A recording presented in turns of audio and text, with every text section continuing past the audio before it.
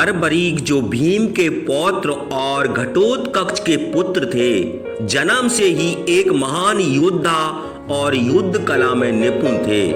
उनकी वीरता और अद्वितीय शक्ति ने उन्हें कई चुनौतियों से आगे बढ़ने का अवसर दिया, लेकिन उनकी सबसे विशेष पहचान उनके पास मौजूद 3 दिव्य तीरों के कारण थी। यह तीर इतने शक्तिशाली थे कि केवल 3 बाणों से ही वह किसी भी युद्ध का परिणाम तय कर सकते थे। इन 3 दिव्य तीरों के प्राप्त करने की कथा भी उतनी ही रोचक और अद्वितीय है जितनी बर्बरीक के बलिदान की। बर्बरीक बचपन से ही साहसी और पराक्रमी थे। युद्ध कौशल में निपुण होने के लिए उन्होंने घोर तपस्या का मार्ग चुना। उन्होंने भगवान शिव की आराधना की ताकि उन्हें अद्वितीय शक्ति प्राप्त हो सके।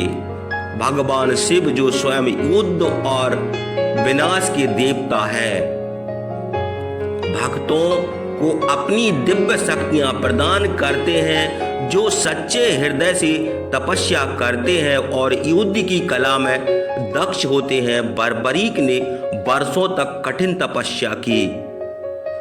अपनी तपस्या के बल पर उन्होंने भगवान शिव को प्रसन्न किया। भगवान शिव ने बर्बरीक की भक्ति और समर्पण से प्रसन्न होकर उन्हें दर्शन दिए और वर मांगने को कहा। बर्बरीक ने भगवान शिव से ऐसा वरदान मांगा जिससे वह युद्ध में अजय हो सके और जो पक्ष कमजोर हो उसकी सहायता कर सके। बर्बरीक ने युद्ध के समय हमेशा धर्म का साथ देने की इच्छा प्रकट की और सबसे कमजोर पक्ष को सहयोग देने की प्रतिज्ञा ली। भगवान शिव ने बर्बरीक की इच्छा को स्वीकार करते हुए उन्हें 3 दिव्य तीर त्रिदंडी प्रदान किए। वह तीर इतने अद्वितीय थे कि एक बार अगर बर्बरीक ने उन्हें अपने तरकस से निकाल लिया तो इन तीनों बाणों के सामने कोई भी शक्ति नहीं टिक सकती थी। 3 तीरों की शक्तियां इस प्रकार थी। पहला तीर उस स्थान या व्यक्ति को चिन्हित करता था जिसे बर्बरीक नष्ट करना चाहते थे।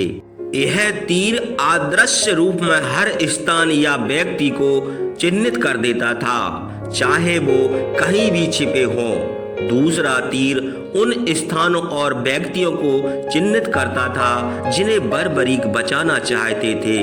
यह तीर हर एक स्थान और व्यक्ति को सुरक्षित करने का काम करता था। तीसरा और पहले और दूसरे तीरों के चिन्हित के अनुसार शत्रु का संहार कर देता था और जिसे बर्बरीक बचाना चाहते थे उसे छोड़ देता था। यह तीर अद्वितीय रूप से सब कुछ नष्ट कर सकता था जो बर्बरीक के लक्ष्य में होता था।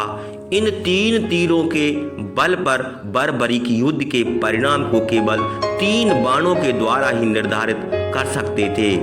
यह त्रिदंडी बाण उन्हें युद्ध में अजय बनाता था।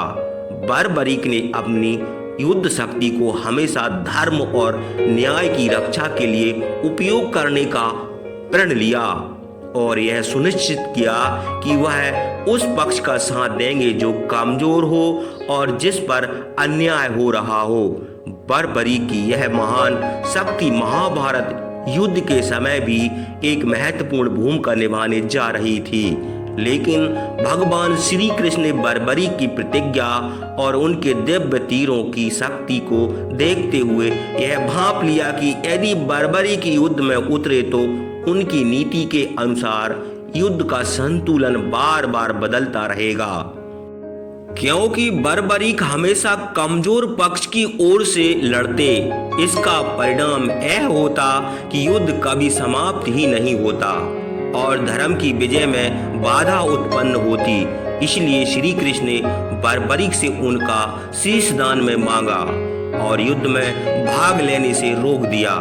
बर्बरीक ने भी श्री कृष्ण के कहने पर अपने पितामह पांडवों की विजय के लिए स्व इच्छा से अपना शीश दान कर दिया।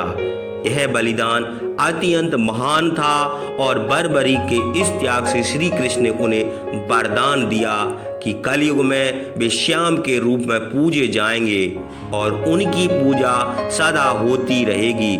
आज भी बर्बरीक के इन दिव्य तीरों की कथा सुनाई जाती है और उनकी महिमा का गुणगान किया जाता है। बर्बरीक, जिन्हें खाटू श्याम जी के नाम से पूजा जाता है, अपने भक्तों के संकट दूर करने के लिए प्रसिद्ध है। जय श्री श्याम, जय खाटू श्याम।